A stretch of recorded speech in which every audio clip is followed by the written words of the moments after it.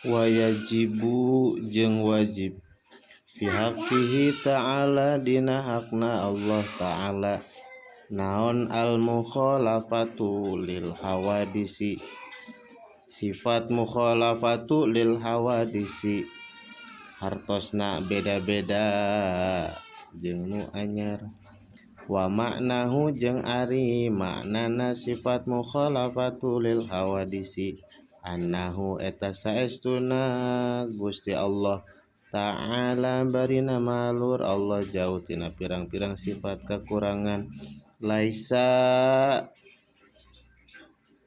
eta henteu Gusti Allah mumasilan eta anu nyaruaan lil hawadisi ka pirang-pirang anu anyar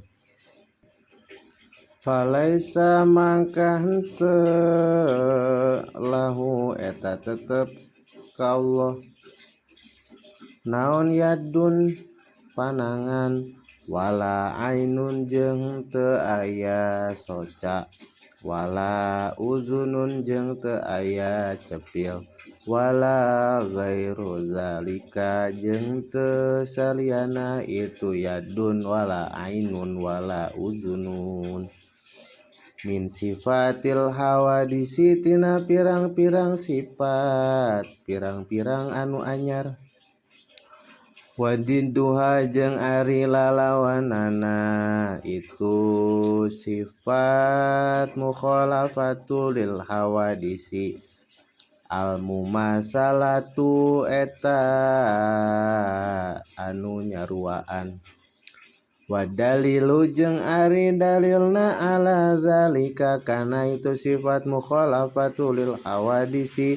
annahu eta saestuna Gusti Allah laukana lamun bukti Gusti Allah mumasilan eta anu nyaruaan lil hawadisi ka pirang-pirang anu anyar lakana tangtu bukti Allah hadisan eta anu anyar wa huwa jeung ari Allah anyar muhalun eta mustahil wayajibu jeung wajib bihaqi ta'ala dina hakna Allah ta'ala naon al-qiyamu bin nafsi al-qiyamu ngadeg bin nafsi kalawan zatna wa maknahu jeung ari hartosna itu sifat al-qiyamu bin nafsi annahu ta'ala eta saestuna Gusti Allah ta'ala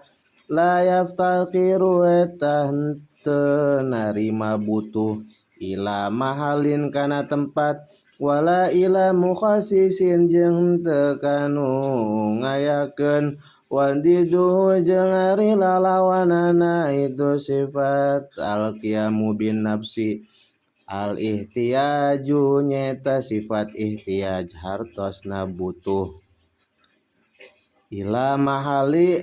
mahali kana tempat wal mukhasisi jeung anu ngayakeun wadalilu jeung ari dalilna ala zalika kana itu sifat al-qiyamu bin nafsi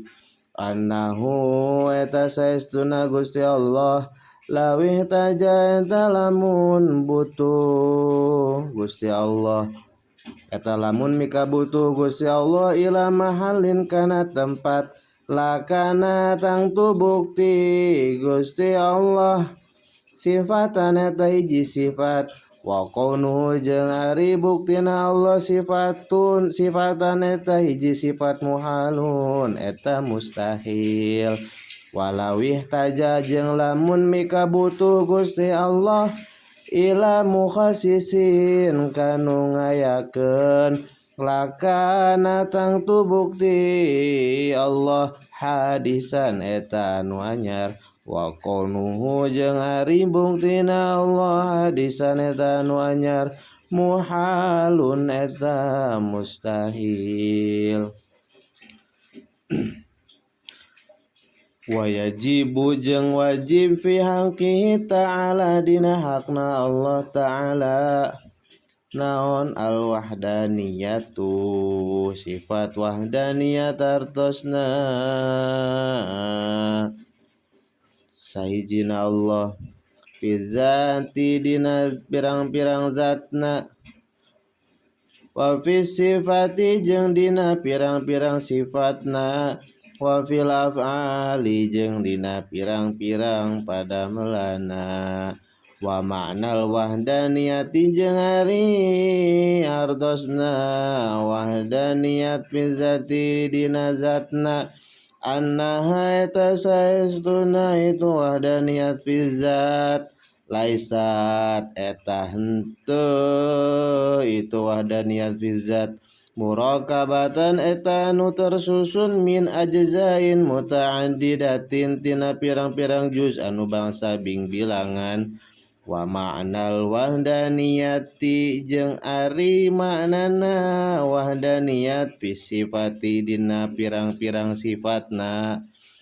annahu eta saestuna Gusti Allah laisa eta henteu aya lahu eta tetep ka Gusti Allah naon sifatani dua sifat fa aksaru atawa leuwih min jinsin wahidin tina jinis anu hiji ka kudrota ini seperti dua kudroh wahakadha jeung saterusna walaisa jeung teu aya li ghairi eta kasalian Allah naon sifatun hiji sifatu syabihu anu nyarupaan itu sifat-sifat tahu ta'ala kana sifatna Allah ta'ala wa ma'nal wahdaniyati jeung ari manana sifat wahdaniyat fil af'ali dina pirang-pirang padamelana annahu eta saestuna Gusti Allah laisa eta henteu aya li ghairihi kasalian Allah naon fi'lun hiji padamelan minal af'ali tina pirang-pirang padamelan wadidduha jeung ari lalawanana itu sifat wahdaniyat at-ta'addudu nyaeta bing bilangan wadalilu jeung ari dalilna ala dalika kana itu sifat wahdaniyat annahu eta saestuna Gusti Allah laukana eta lamun bukti Gusti Allah muta'addidan eta anu narima bing bilangan lam yujad eta henteu aya naon syai'un naon-naon min hadhil makhluqati tina ieu pirang-pirang makhluk.